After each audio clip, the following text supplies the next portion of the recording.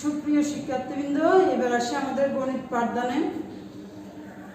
গত সপ্তাহে আমরা অধ্যায় দ্বিতীয় সেট ও ফাংশনের সেটের কিছু আলোচনা আসছিলাম আমরা।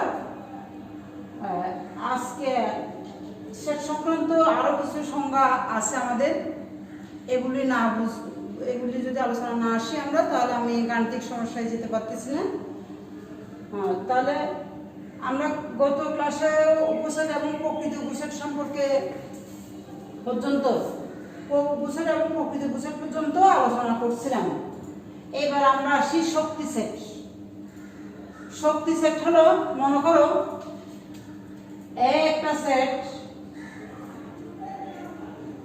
এর যতগুলি উপসেট হবে, এ নিয়ে একটা সেট হয়, বি নিয়ে একটা সেট হয়, আর একটা সেট হয় ফাঁকা। অর্থাৎ যতগুলি উপসেট হবে সবগুলিকে নিয়ে আবার সেট গঠন করাকে বলা হচ্ছে শক্তি সেট। এই শক্তি সেটকে, যেমন এর শক্তি সেটকে বলা হয় power of A.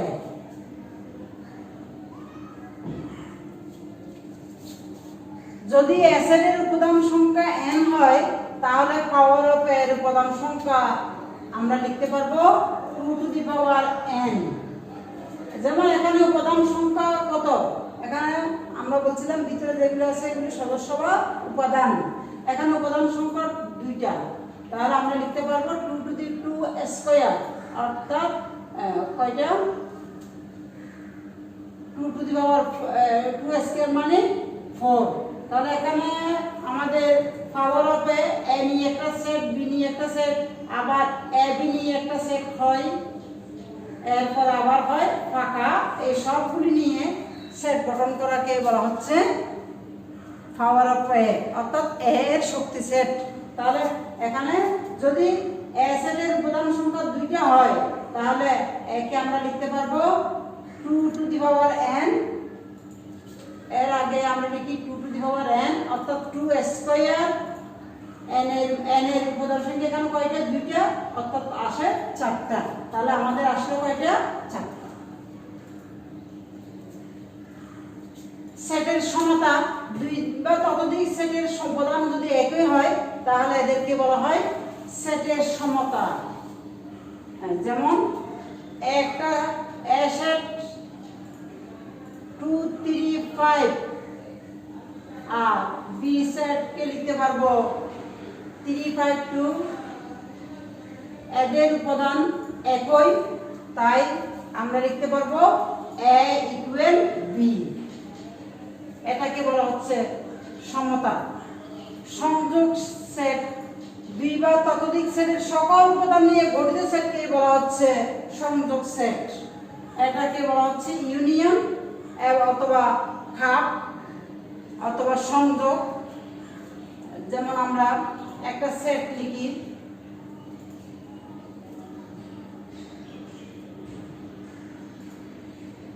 A B, R B একটা সেট হলো 2 3। তাহলে এখানে এ, এটাকে এ ইউনিয়ন বি হবে, এ বি 2 3, অর্থাৎ সকল উপাদান নিয়ে গঠিত সেটকে বলা হচ্ছে সংযোগ সেট। এটা হলো তালিকা পদ্ধতিতে। আর সেট গঠন পদ্ধতিতে আমি গত ক্লাসে আলোচনা করছিলাম সেট গঠন পদ্ধতি। সেট গঠন পদ্ধতিতে হবে x such that x epsilon a এবং x epsilon a অথবা x epsilon b। এটা হলো সেট গঠন পদ্ধতি।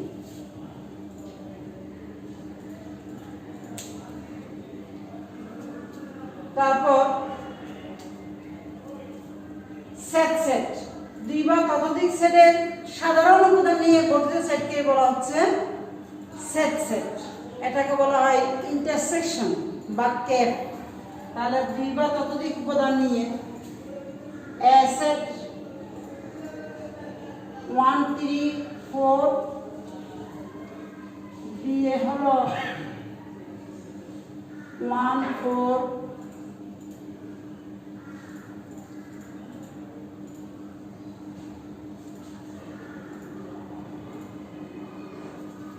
2 4 5 তাহলে হবে A ইন্টারসেকশন B ইকুয়াল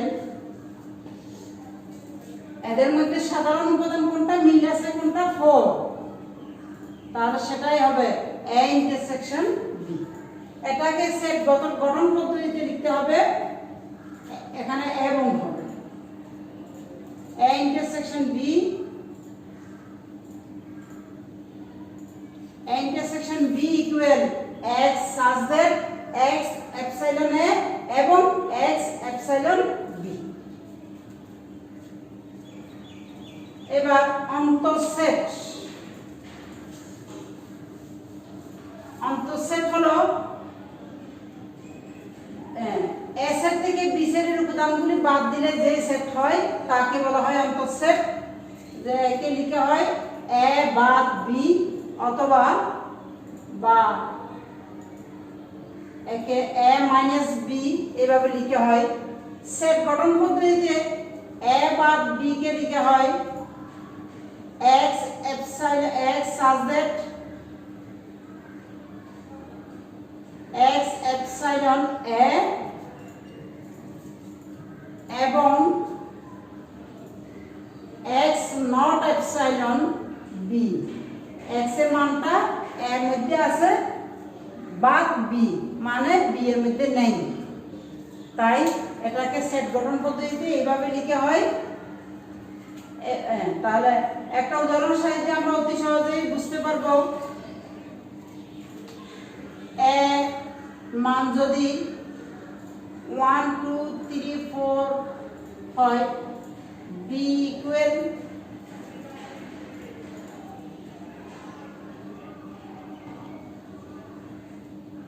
তাহলে A বাদ B হবে, এখান থেকে 3 5 6 চলে যাবে, তাহলে 3 আছে শুধু 3 চলে গেছে, 5 6 তো নেই, আর থাকে কত 1 2 4, এটাই হবে A বাদ B। যদি B বাদ A করি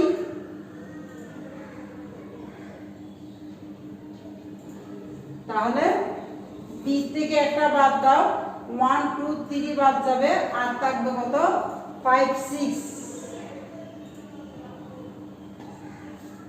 অর্থাৎ B কে বাদ যখন A বলা হবে তখন B থেকে A গুলি বাদ দিয়ে আর B সেটের মধ্যে যেগুলি থাকবে সেগুলি। A বাদ B যখন বলা হবে তখন A থেকে B এর গুলি বাদ দিয়ে যেগুলি আছে সেগুলি বাদ দিয়ে আর S এর যেগুলি অবশিষ্ট আছে সেগুলি হবে A বাদ B। এবার আসি আমরা সার্বিক সেটে। গণিত শাস্ত্রে আলোচনাধীন সকল সেট কোনো নির্দিষ্ট সেটের উপসেট হয়ে থাকে। এক্ষেত্রে নির্দিষ্ট সেটকে আলোচনাধীন সকল সেটের সাপেক্ষে সার্বিক সেট বলা হয়। সার্বিক সেটকে ইউনিভার্সাল অর্থাৎ এই চিহ্ন দ্বারা প্রকাশ করা হয়।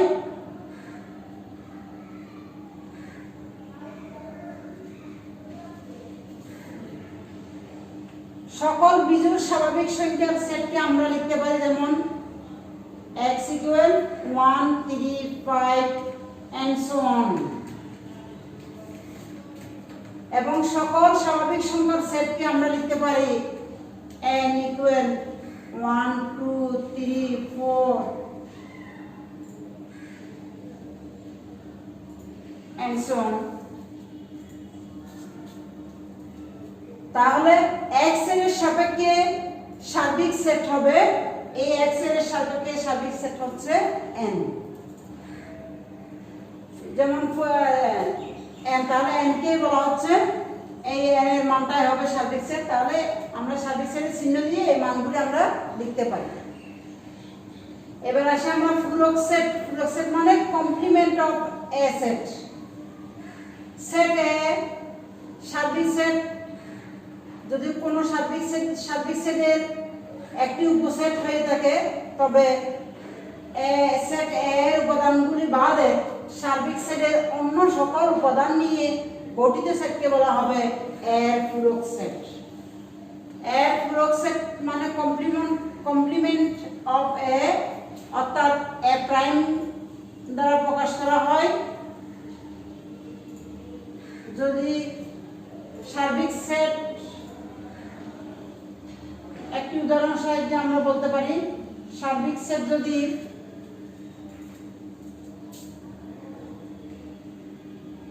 1 2 3 4 5 6 7 8 হয়ে থাকে এবং একটা সেট এটা যদি 1 3 5 7 হয়ে থাকে তাহলে আমরা কমপ্লিমেন্ট অফ এ আমরা লিখতে পারি সার্বিক সেট বাদ এ। তাহলে সার্বিক সেটের মানটা বসাই 1 2 3 4 5 6 7 8 বা এর মান 1 3 5 7। তাহলে এখান থেকে 1 3 5 7 দিয়ে আর বাকি মানগুলি হবে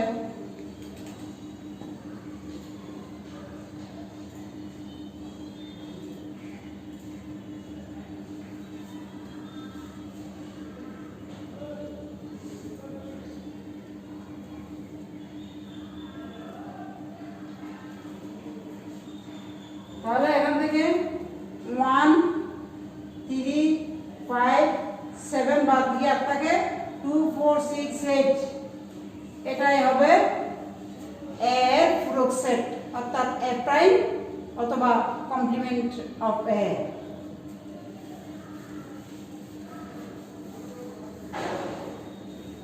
এবার আসি আমরা নিচ্ছেদ সেট। দুইটি সেটের মধ্যে যদি কোনো সাধারণ উপাদান না থাকে তবে সেই সেট দুইটি হলো পরস্পর নিচ্ছেদ set.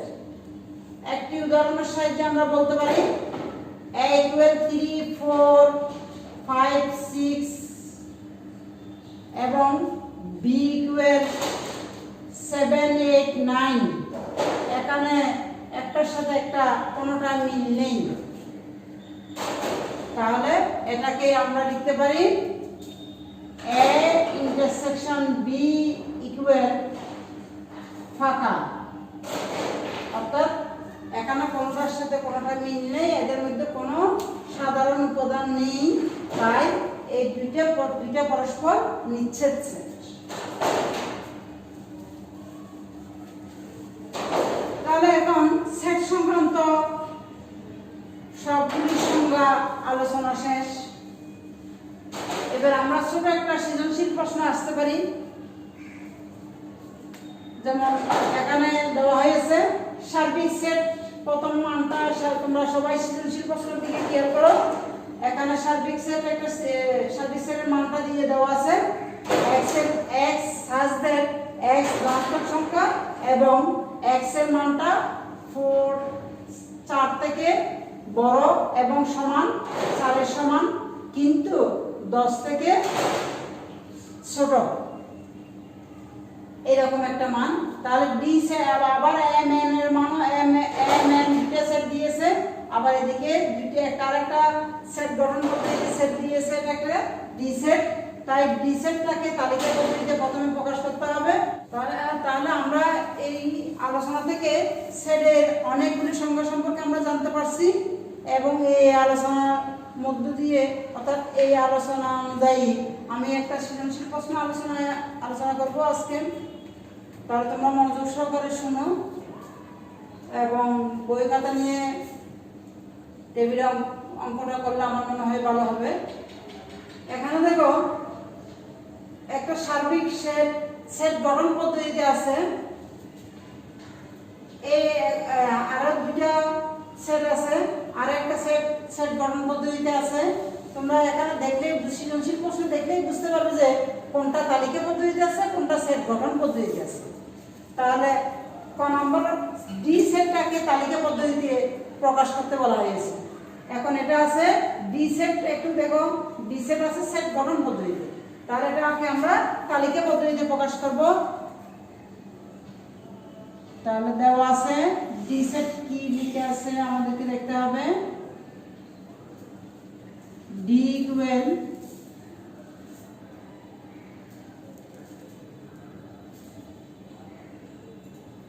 x such that x epsilon n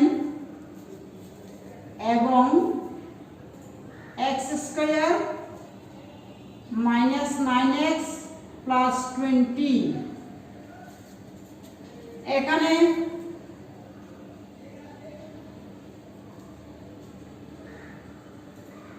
এটাকে উৎপাদকে বিশ্লেষণ করতে হবে এই লাইনটাকে। তাহলে উৎপাদকে বিশ্লেষণে এটা মিডল টার্ম ফ্যাক্টর হচ্ছে x square minus 5x minus 4x plus 20 equal 0।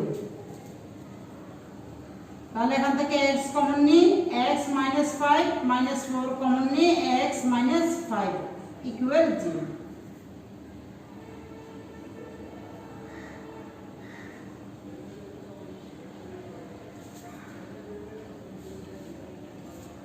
এখন x minus 5 আর x minus 4 equal 0 হয় x minus 5 equal 0, সুতরাং x equal 5।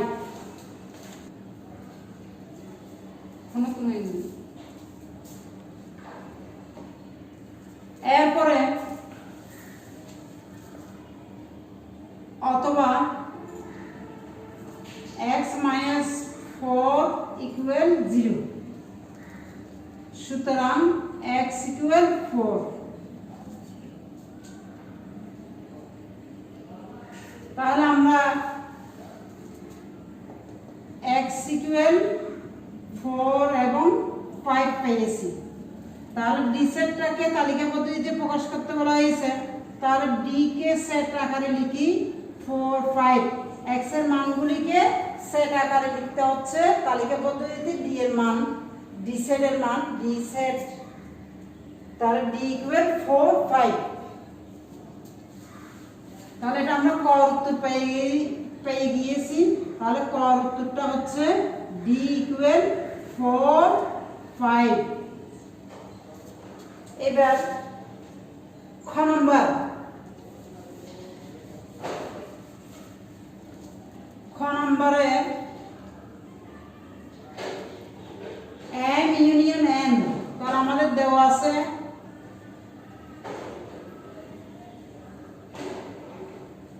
m equal 4 6 8, n equal 5 7 8,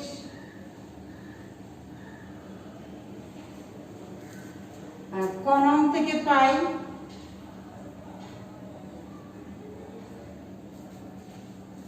কোন থেকে d equal 4 5।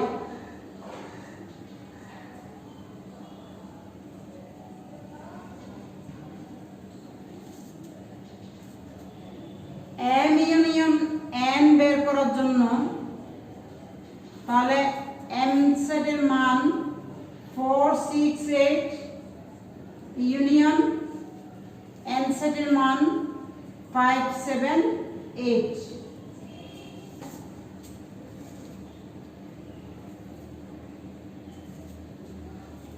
সকল উপাদান নিয়ে গঠিত সেটটি হলো m ইউনিয়ন n, অর্থাৎ 4 5 6 7 8। তাহলে আমরা m ইউনিয়ন n পেয়ে গিয়েছি। এবার আমাদেরকে ডি ইন্টারসেকশন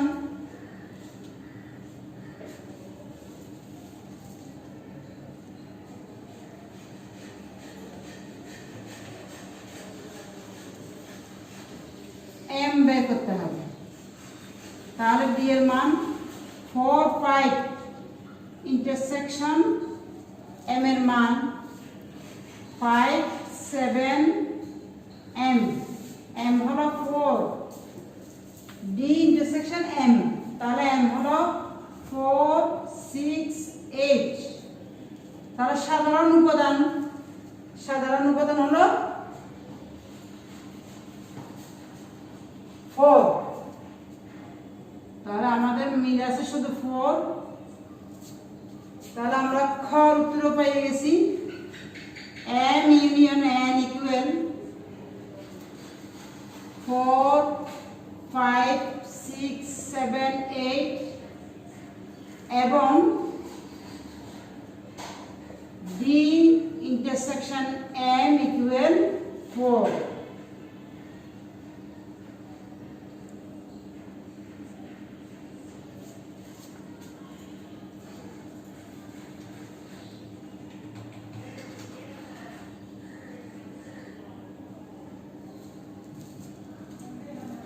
এবার আমরা গতে আসি।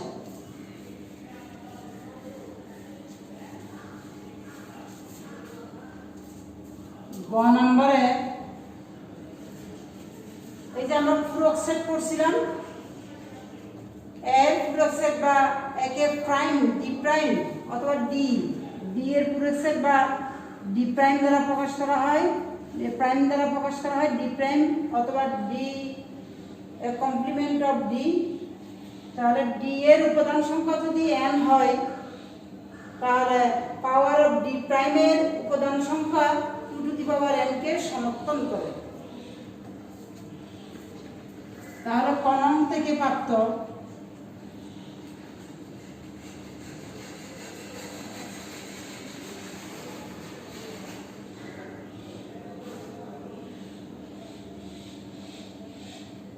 d equal 4 5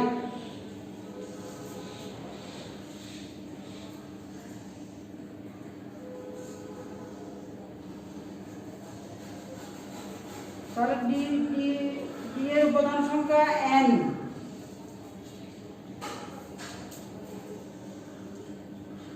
এখন ডি প্রাইম হবে দেওয়া আছে সার্বিক সেট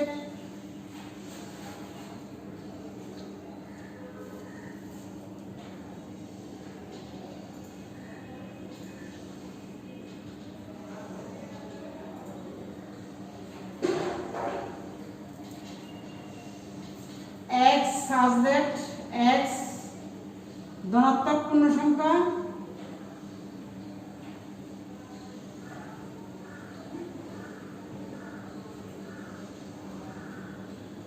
এবং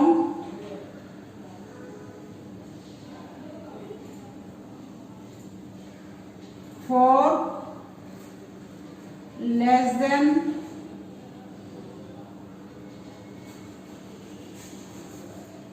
or equal x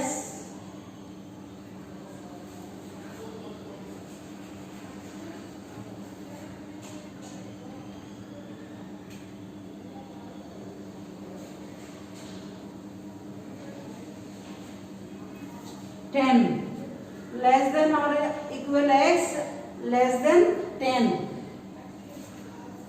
তাহলে এখান থেকে আমরা সার্বিক সেটের মানটা লিখতে পারি ধনাত্মক পূর্ণ সংখ্যা এবং x এর মানটা 4 এর সমান, 4 থেকে বড়। তাহলে 4 5 6 7 8 9 4 5 6 7 8 9 পর্যন্ত হবে। এখানে দেখা যাচ্ছে 4 এর সমান এবং 10 থেকে ছোট মানগুলি এসেছে এবং ধনাত্মক পূর্ণ সংখ্যা ধনাত্মক বলা হয়েছে। তাহলে আমার ঋণাত্মক মানটা আসতেছে না, পূর্ণ সংখ্যা হলে ওখানে ধনাত্মক আসতে পারে, ঋণাত্মক আসতে পারে। এবার সার্বিক সেটের মানটা পেয়ে গেছি। তাহলে ডি প্রাইম বের করার সময় আমার সার্বিক সেটের মানটা লাগবে।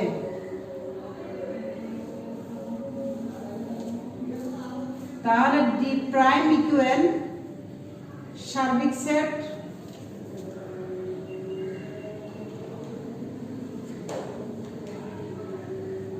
বাদ ডি, তাহলে সার্বিক সাইডের মান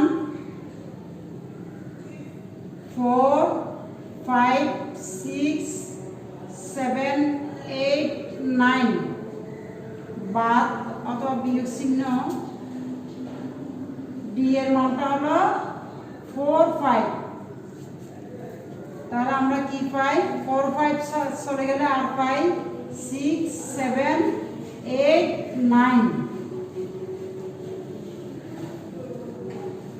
তাহলে ডি প্রাইমের উপাদান সংখ্যা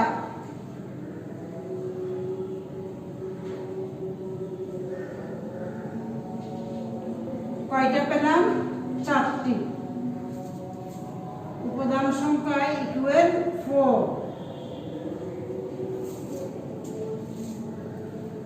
এখন পাওয়ার অফ ডি প্রাইম,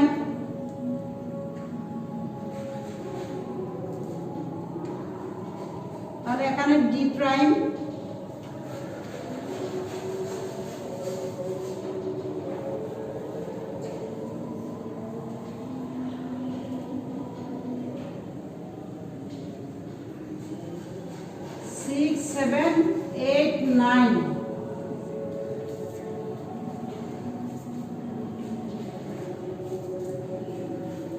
তাহলে পাওয়ার অফ ডি, এখানে আবার এরপরে লিখতে হচ্ছে এখানে ডি প্রাইম ইকুয়াল 6 7 8 9, তাহলে পাওয়ার অফ ডি প্রাইম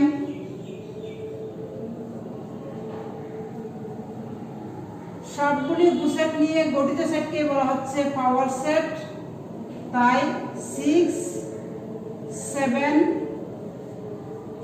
8 9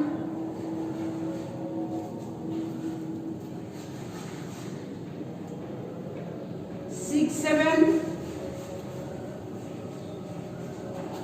6 8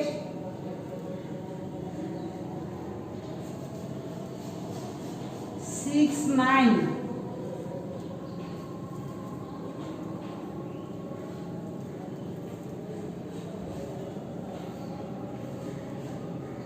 6 7 8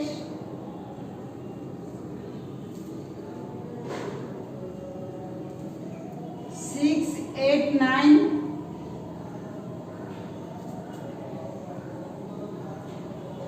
6 7 9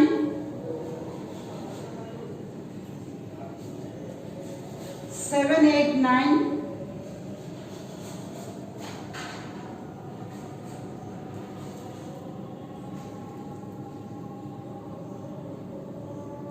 6 7 8 9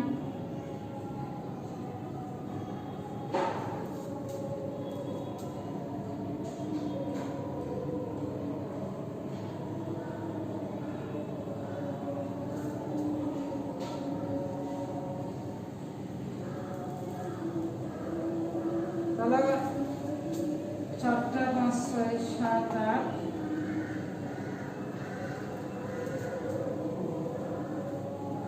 6 7 আমার আসছে 6 7 8 9 6 7 6 8 6 9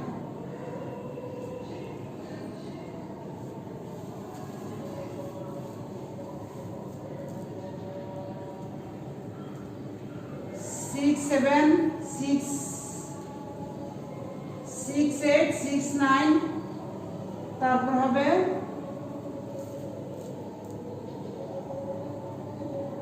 7 8 7 9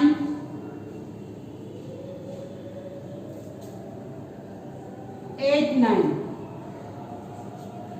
6 7 6 8 6 9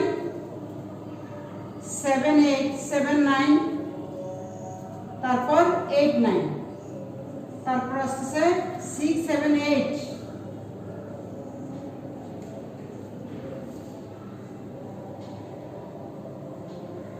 6 8 9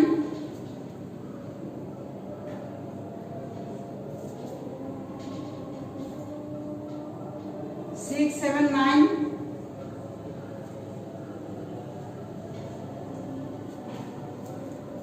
7 8 9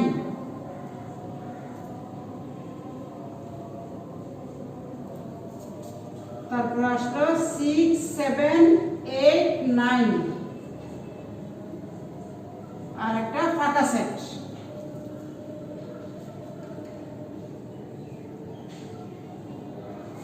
এই সবগুলি সেটকে নিয়ে গঠিত সেটকে বলা হচ্ছে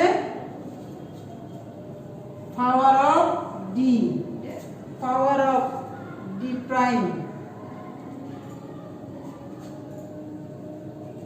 তাহলে পাওয়ার অফ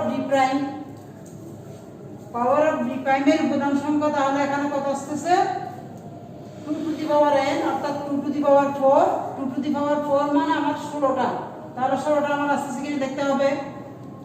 4 5 6 7 8 9 10 11 12 13 14 15 16। তাহলে আমরা লিখতে পারি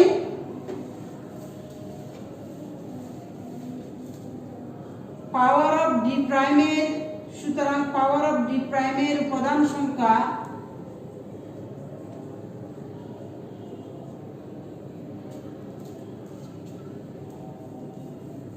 বা উপসেট ডি প্রাইমের উপসেট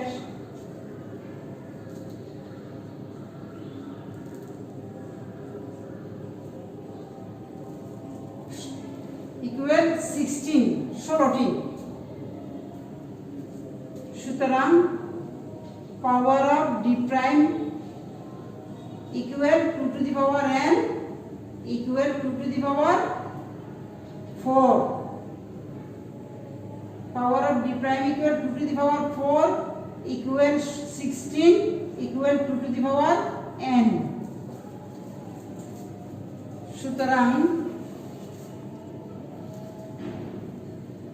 অতএব আমরা লিখতে পারি ডি প্রাইমের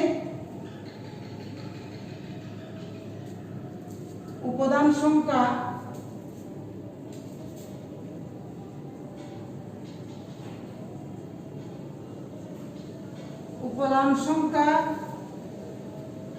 আমাদের ডি প্রাইমের উপাদান সংখ্যা ছিল 4টা।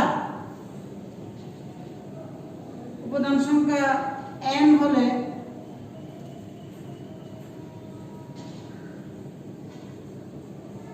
পাওয়ার অফ ডি প্রাইমের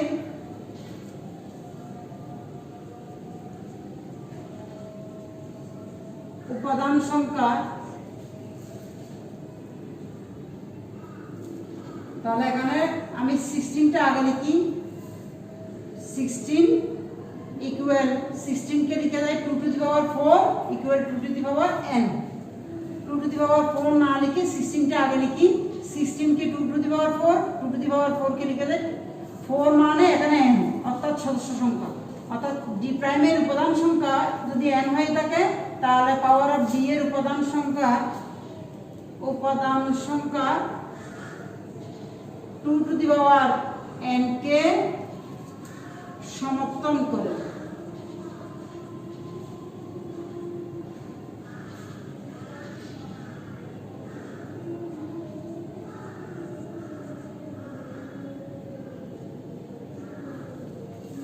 আশা করি সবাই বুঝতে পারছো গাণিতিক সমস্যাটা। সবাই সুস্থ থেকো, ভালো থেকো। ধন্যবাদ সবাইকে।